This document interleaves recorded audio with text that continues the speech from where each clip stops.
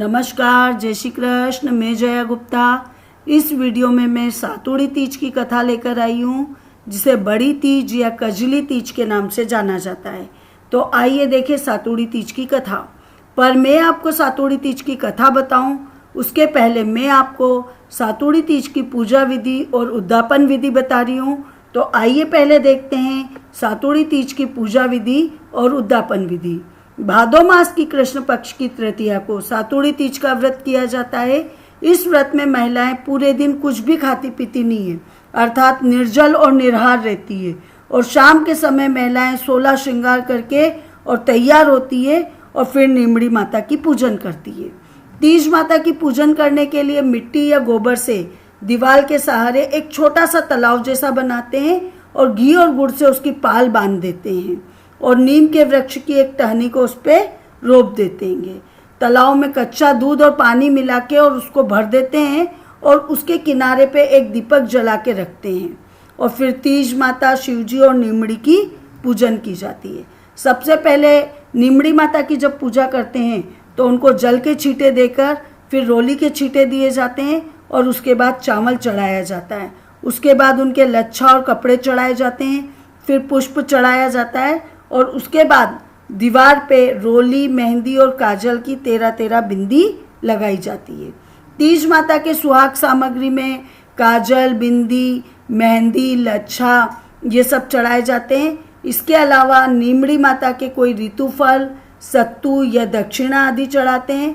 और उसके बाद जो दीपक हमने लगा रखा था उसके प्रकाश में नींबू, ककड़ी, मोती की लड़, नीम की पत्ती, सत्तू के लड्डू की परछाई देखते हैंगे और इस तरह से बोलते हैं कि तलाई में नींबू दिखे और दिख जैसे ही टूटे। इसके बाद कथा सुनी जाती है, तीज माता के गीत गाए जाते हैं और रात के समय जब चंद्रमा उदय हो जाता है तो चंद्रमा को जल के छींटे देके अर्घ्य दिया जाता है।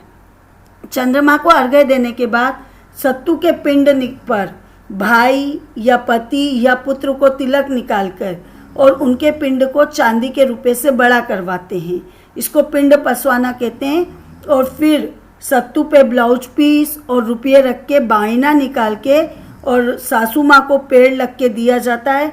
और सासू माँ नहीं हो तो किसी भी बड़ी महिला को, परिवार की को ये बायना दिया जाता है।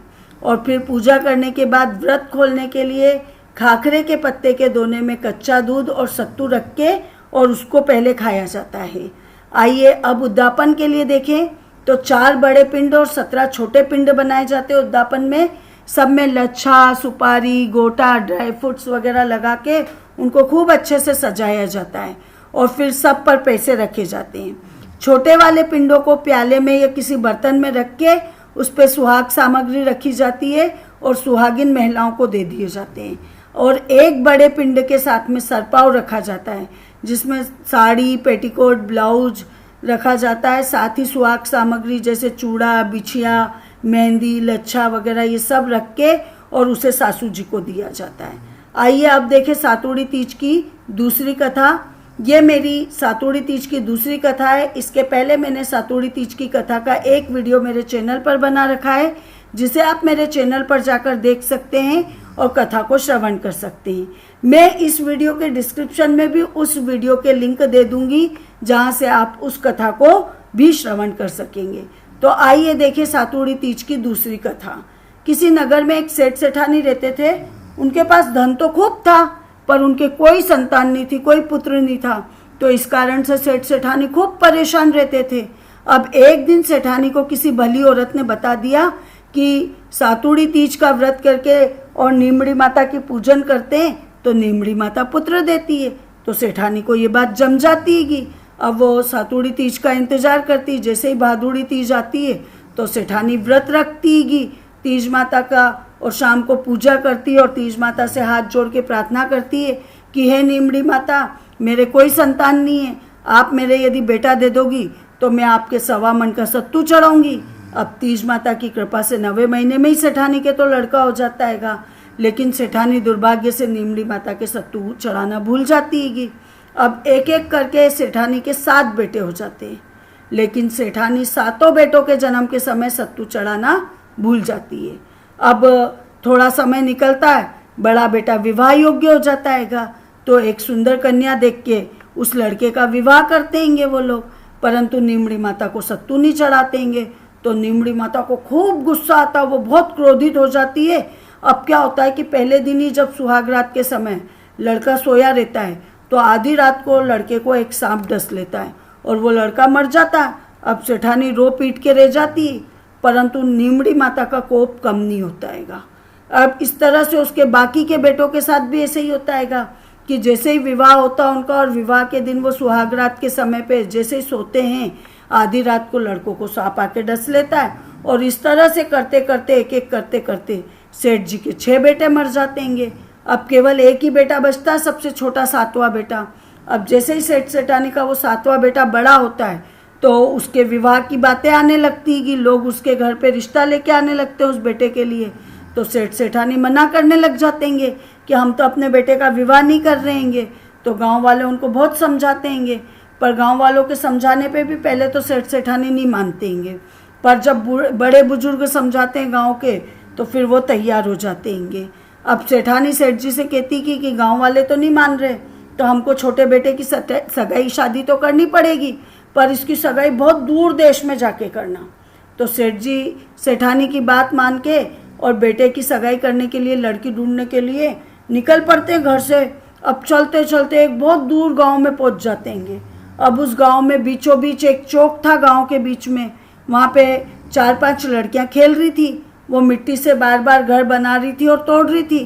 तो उनमें एक लड़की ने अपनी सहेली से कहा कि नहीं, मैं तो मेरा घर नहीं तोड़ूंगी। तो सेठ ये वहाँ पे खड़ा हुआ देख रहा था, तो वो सोचता है कि ये लड़की तो बहुत समझदार है, जो खेल में ही अपना घर नहीं तोड़ रही है, तो वो वास्तविक जीवन में तो अपने घर को बचाने के लिए कुछ भी कर सकती हैगी। तो मेरे को तो हो ना हो इसी से अपने बेटे की शादी करना चाहिए। तो ये सोच के वो वहीं खड़ा रहता है। जैसे ही उनका खेल खत्म होता और वो लड़की घर जाती, तो सेठ भी उसके पीछे पीछे उसके घर चल जाता हैगा। अब घर के बाहर चबूतरे पे जाके सेठ बैठ जाता है। अब थोड़ी देर बाद वो लड़की किसी काम से बाहर आती है, तो सेठ उस लड़की से कहता है कि मेरे को तुम्हारे पिताजी से बात करनी है, उनको मेरे पास भेज दो। तो लड़की अंदर जाके अपने पिताजी से कहती है, तो उसके पिताजी बाहर आके सेठ से बात करते हैं। तो सेठ उनसे कहता है कि मैं आपकी बेटी से अपने बेटे की सगाई करना चाहता हूँ, शादी करना चाहता हूँ। तो वो दोनों बातचीत करते हैं, एक दूसरे के बारे में पूरी जानकारी लेते हैं। इसके बाद दोनों को अच्छा लगता तो दोनों तैयार हो जाते हैंगे और दोनों बच्चों की सगाई पक्की कर देते हैंगे। सगाई की रस्म के पूरी होने के साथ ही विवाह का दिन भी तय कर देते हैंगे। अब सेठ घर आता है और अपनी सेठानी को सारी बातें बताता हैगा। तो वो दोनों बेटे के विवाह की तैयारी करने लग जाते सेठ सेठानी। अब विवाह का दिन नज़दीक आने पे सेठ बारात लेके निकल जाता हैगा। अब शुभ मुहूर्त में सेठ के बेटे का विवाह उस लड़की से हो जाता हैगा। अब बारात विदा होती है, तो अब चूंकि उनकी शादी बहुत दूर हुई थी, अब लड़की का ससुराल और मायके के बीच में बहुत लंबा दूरी थी, सफ़र बहुत लंबा था, तो बारात को घर पहुंचने में भी खूब समय लगना था। तो लड़की की माँ ने लड़की से कहा कि रास्ते के लिए वो सत्तू और सिंग डाल रही है, रास्ते में सातुड़ी तीज आएगी, तो सातुड़ी तीज के दिन जहाँ कहीं भी नीमड़ी मिले शाम के समय, तो नीमड़ी माता की पूजा करके सत्तू पसा लेना और कल्पना निकाल के अपने ससुर जी को दे देना। और धूमधाम से अब बारात रवाना हो जाती है। रास्ते में तीज का दिन आता है। उस दिन सवेरे ससुरा जी अपनी बहू से बोलते हैं कि बहू आजा खाना खा ले। तो बहू बोलती कि आज तो मेरे तीज का उपवास है, मैं तो शाम को नीमड़ी माता की पूजन करके ही भोजन करूँगी। तो रास्ते में शाम के समय एक कुएं के पास नीमड़ी नज़र आती है, तो सेठ जी वहीं अपनी बैलगाड़ी रुकवा लेते हैं। पहले क्या होता था, बसें वगैरह कारें वगैरह तो चलती ही नहीं थी, तो बारात जाने आने के लिए भी बैलगाड़ियों का ही प्रयोग करते थे, बैलगाड़ी, घोड़ा गाड़ी, ऊँट गाड़ी इनका। तो इसमें बहुत टाइम लगता था जाने आने में। तो सेठ जी ने वहाँ बैलगाड़ी रुकवा दी। बहू ने नीमड़ी माता की पूजा करने लगी, तो नीमड़ी माता पीछे हट गई। तो बहू ने कहा, हे माता आप पीछे क्यों हट रहे हो, मेरे से ऐसा कौन सा पाप हो गया। तो नीमड़ी माता कहती कि तेरी सास ने बोला था कि पहला पुत्र होने पे सत्तू चढ़ाऊंगी, पर उसने तो ध्यान ही नहीं रखा पुत्र होने पे। तो वो बहू बोलती कि माता मेरी सासू जी से भूल हो गई, आप माफ़ कर दो, मैं आपके सत्तू चढ़ा दूंगी, आप हमारी भूल को क्षमा करो और मेरे 6 जेठों को वापस कर दो और मुझे पूजा भी करने दो। तो बार बार जब वो इस तरह से श्रद्धा और भक्ति के साथ उनसे प्रार्थना करती है नीमड़ी माता से, तो माता प्रसन्न हो जाती है और बहू को नीमड़ी माता की पूजन करने को मिल जाती है। तो बहू नीमड़ी माता की पूजन करती है, चंद्रमा को अर्घ्य देती है, सत्तू पसाती है और ससुर जी को कल्पना देती हैगी। उसके बाद बारात वापस घर के लिए रवाना होती हैगी। अब प्रातः होते होते बारात अपने नगर को आ जाती हैगी। बहू ने ससुराल के घर में प्रवेश करने के लिए जाने लगती है तो नीमड़ी माता की कृपा से उसके 6 जेठ भी प्रकट हो जाते हैंगे।